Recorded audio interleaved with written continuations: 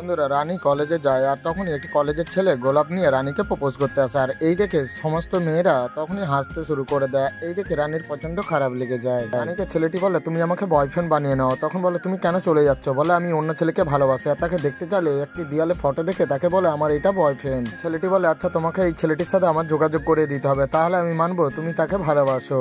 ছেলেটিকে খোঁজ করার জন্য বন্ধুরা ব্লুটুথ ইয়ারবাডস আমি কয়েকটা ভিডিওর উপরে দিয়েছি, আপনারা স্পেশাল ডিসকাউন্টে নিতে চাইলে অবশ্যই ফ্লিপকার্ট ও মিন্ত্রা থেকে পারচেস করতে পারবেন। তাড়াতাড়ি যান আর পারচেস করে নিন।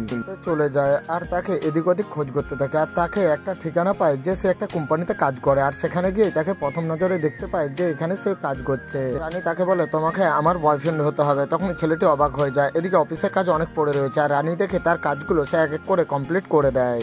ছেলেটি রানীর দিকে এক দৃষ্টি তাকিয়ে থাকে, কারণ সে চটপট করে কাজগুলো করে দিচ্ছিল। তো বন্ধুরা ভিডিওটি ভালো লাগলে লাইক করে পরবর্তী ভিডিও দেখার জন্য চ্যানেলটা সাবস্ক্রাইব করে নেবেন।